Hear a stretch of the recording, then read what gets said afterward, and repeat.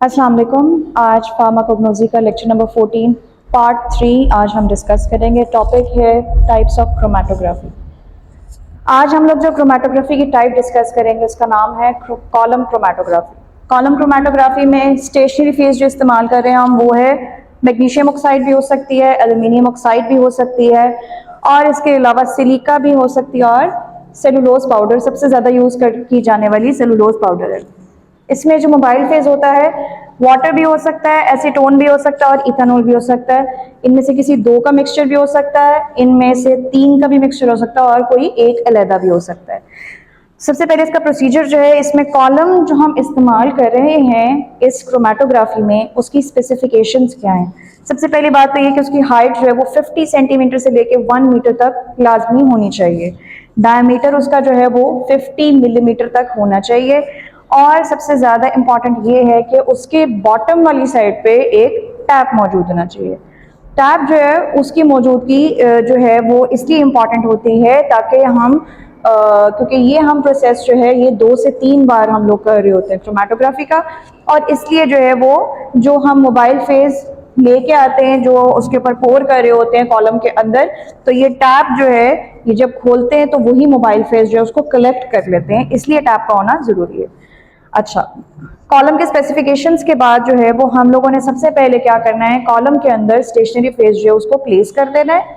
Place करने के बाद जो है उसके बाद उसके ऊपर सैंपल लगा देना है। सैंपल लगाने के बाद हमने क्या करना है, उसको थोड़ा सा ड्राई होने के लिए थोड़ा टाइम रख देना है। जब वो ड्राई हो जाएगा तो उसके बाद क्या करेंगे, हम जो नीचे बॉटम पे टैप लगा है उसको हमने क्लोज कर देना है। ये जब हम क्लोज कर देंगे तो उसके बाद हम प्रिपरेशन करेंगे मोबाइल फेज की। मोबाइल फेज की प्रिपरेशन के बाद हमने क्या करना है कि मोबाइल फेज को ऊपर की तरफ से कॉलम के अंदर पोर कर देना है। जब हम ये कॉलम के अंदर पोर करते हैं और जो है उसको थोड़ी देर स्टे करने के लिए रख देते हैं, तो क्या होता है कि मोबाइल फेज जो है वो ऊपर की तरफ जो है वो, क्योंकि ऊपर से आ रही है तो जैसे जैसे आती जाएगी तो जितने भी हमारे पास सैंपल के जो सैंपल हमने प्लेस किया हुआ है उसके तमाम कंपोनेंट्स जो हैं वो स्पॉट्स की फॉर्म में अलग होना शुरू हो जाएंगे। नेक्स्ट हमने क्या करना है कि हमने फिर थोड़ी देर के लिए टैप खोल देना है।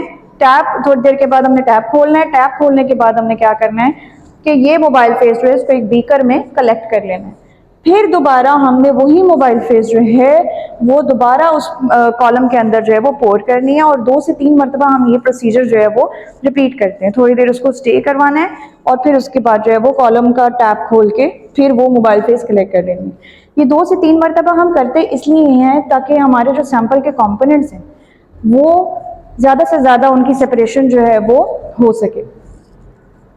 जब तमाम कंपोनेंट्स जो हैं वो सैंपल के सेपरेट हो जाते हैं फिर हम उसके बाद जो है वो इसकी जो आरएफ वैल्यू है हर कंपोनेंट की वो हम फाइंड आउट करते हैं।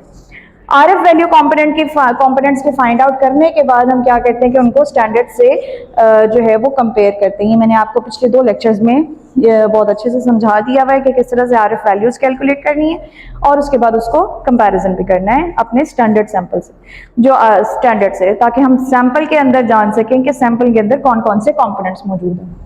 इसके अंदर सिर्फ एक टेक्निक इस्तेमाल होती है, वो है डिसेंडिंग क्रोमेटोग्राफी, क्योंकि हम जो मोबाइल फेज डाल रहे हैं वो ऊपर से नीचे की तरफ डाल रहे हैं, ठीक है। तो इस वजह से यहाँ पर जो टेक्निक इस्तेमाल होती है कॉलम क्रोमेटोग्राफी के अंदर वो सिर्फ और सिर्फ डिसेंडिंग क्रोमेटोग्राफी है।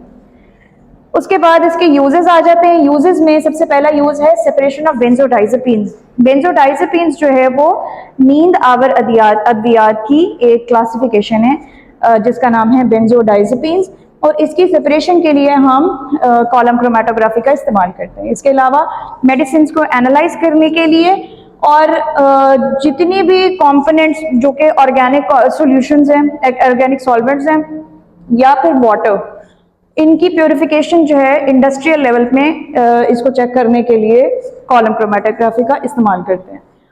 और इसके अलावा बॉडी टिश्यूज की सेपरेशन के लिए, बॉडी टिश्यूज की सेपरेशन जो है उसके लिए भी हम कॉलम क्रोमेटोग्राफी का प्रोसेस जो है वो इस्तेमाल करते हैं। Thank you.